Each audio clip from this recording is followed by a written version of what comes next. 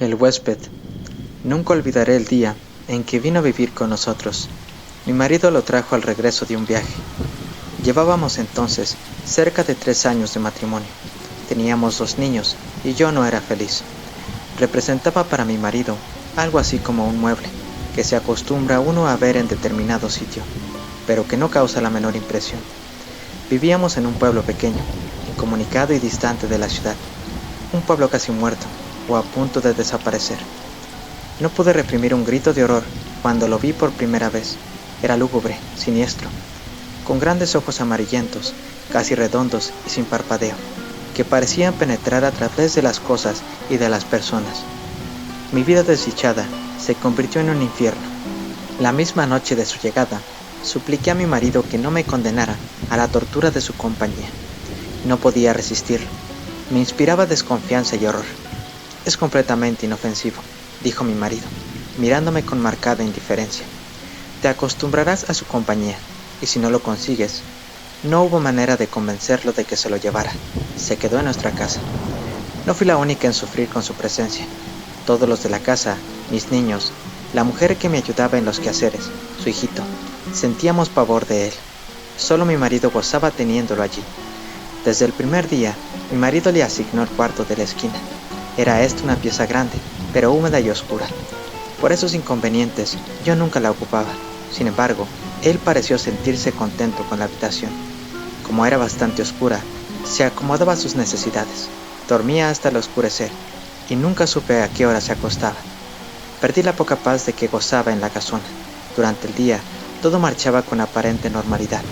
Yo me levantaba siempre muy temprano.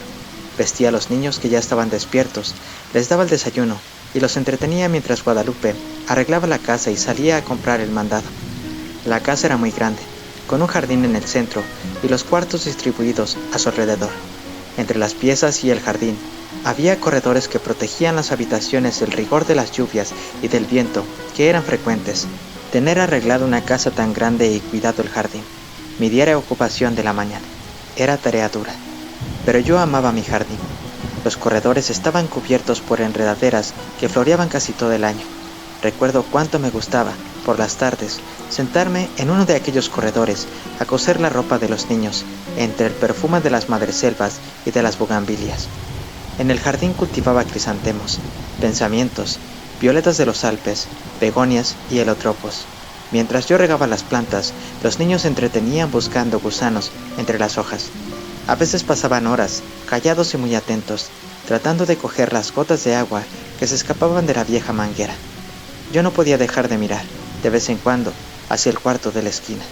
Aunque pasaba todo el día durmiendo, no podía confiarme. Hubo veces que, cuando estaba preparando la comida, veía de pronto su sombra proyectándose sobre la estufa de leña. Lo sentía detrás de mí. Yo arrojaba al suelo lo que tenía en las manos y salía de la cocina corriendo y gritando como una loca. Él volvía nuevamente a su cuarto, como si nada hubiera pasado. Creo que ignoraba por completo a Guadalupe. Nunca se acercaba a ella, ni la perseguía. No hacía a los niños y a mí. A ellos los odiaba, y a mí me acechaba siempre. Cuando salía de su cuarto, comenzaba la más terrible pesadilla que alguien pueda vivir.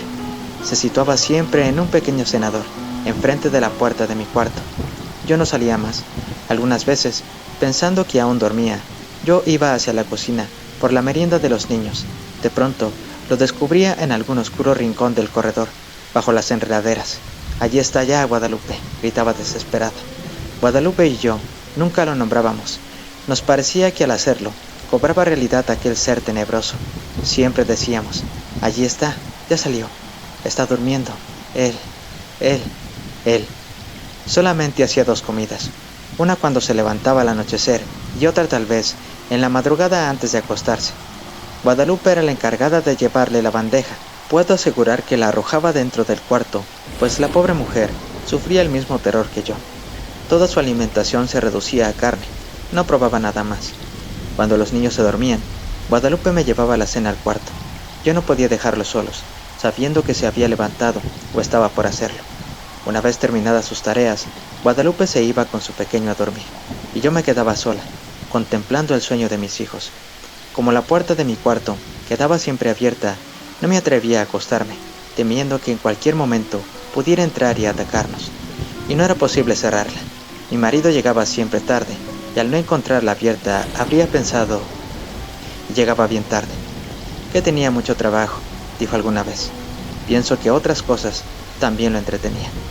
Una noche estuve despierta hasta cerca de las 2 de la mañana, oyéndolo afuera. Cuando desperté, lo vi junto a mi cama, mirándome con su mirada fija, penetrante. Salté de la cama y le arrojé la lámpara de gasolina que dejaba encendida toda la noche. No había luz eléctrica en aquel pueblo, y no hubiera soportado quedarme a oscuras, sabiendo que en cualquier momento él se libró de golpe y salió de la pieza. La lámpara se estrelló en el piso de ladrillo, y la gasolina se inflamó rápidamente. De no haber sido por Guadalupe, que acudió a mis gritos, habría ardido toda la casa. Mi marido no tenía tiempo para escucharme, ni le importaba lo que sucediera en la casa. Solo hablábamos lo indispensable. Entre nosotros, desde hacía tiempo el afecto y las palabras se habían agotado. Vuelvo a sentirme enferma cuando recuerdo. Guadalupe había salido a la compra y dejó al pequeño Martín dormido en un cajón donde lo acostaba durante el día. Fui a verlo varias veces. Dormía tranquilo. Era cerca del mediodía. Estaba peinando a mis niños cuando oí el llanto del pequeño mezclado con extraños gritos. Cuando llegué al cuarto, lo encontré golpeando cruelmente al niño. Aún no sabría explicar cómo le quité al pequeño y cómo me lancé contra él con una tranca que encontré a la mano, y lo ataqué con toda la furia contenida por tanto tiempo. No sé si llegué a causarle mucho daño, pues caí sin sentido. Cuando Guadalupe volvió del mandado, me encontró desmayada, y a su pequeño lleno de golpes y de arañazos que sangraban. El dolor y el coraje que sintió fueron terribles. Afortunadamente el niño no murió y se recuperó pronto. Temí que Guadalupe se fuera y me dejara sola. Si no lo hizo, fue porque era una mujer noble y valiente que sentía gran afecto por los niños y por mí. Pero ese día nació en ella un odio que clamaba venganza. Cuando conté lo que había pasado a mi marido, le exigí que se lo llevara, alegando que podía matar a nuestros niños, como trató de hacerlo con el pequeño Martín. Cada día estás más histérica. Es realmente doloroso y deprimente contemplarte así. Te he explicado 1000 veces que es un ser inofensivo. Pensé entonces en huir de aquella casa, de mi marido, de él, pero no tenía dinero, y los medios de comunicación eran difíciles.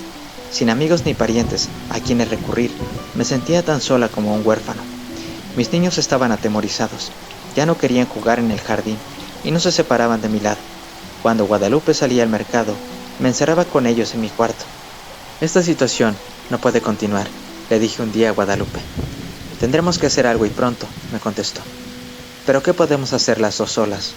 Solas, es verdad, pero con un odio. Sus ojos tenían un brillo extraño.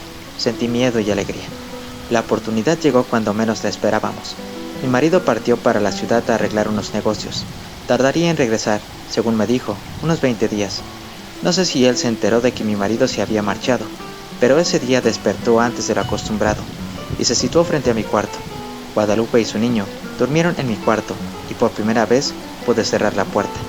Guadalupe y yo pasamos casi toda la noche haciendo planes. Los niños dormían tranquilamente. De cuando en cuando oíamos que llegaba hasta la puerta del cuarto y la golpeaba con furia. Al día siguiente dimos de desayunar a los 3 niños y para estar tranquilas y que no nos estorbaran en nuestros planes, los encerramos en mi cuarto. Guadalupe y yo teníamos muchas cosas por hacer y tanta prisa en realizarlas que no podíamos perder tiempo ni en comer. Guadalupe cortó varias tablas, grandes y resistentes, mientras yo buscaba martillo y clavos. Cuando todo estuvo listo, llegamos sin hacer ruido hasta el cuarto de la esquina. Las hojas de la puerta estaban entornadas. Conteniendo la respiración, bajamos los pasadores. Después, cerramos la puerta con llave y comenzamos a clavar las tablas hasta clausurarla totalmente. Mientras trabajábamos, gruesas gotas de sudor nos corrían por la frente. No hizo entonces ruido. Parecía que estaba durmiendo profundamente. Cuando todo estuvo terminado, Guadalupe y yo nos abrazamos llorando. Los días que siguieron fueron espantosos. Vivió muchos días sin aire, sin luz, sin alimento. Al principio golpeaba la puerta, tirándose contra ella. Gritaba desesperado, arañaba. Ni Guadalupe ni yo podíamos comer ni dormir. Eran terribles los gritos. A veces pensábamos que mi marido regresaría antes de que hubiera muerto. Si lo encontrara así, su resistencia fue mucha. Creo que vivió cerca de 2 semanas.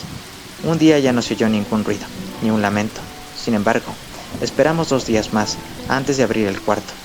Cuando mi marido regresó, lo recibimos con la noticia de su muerte repentina y desconcertante. Fin.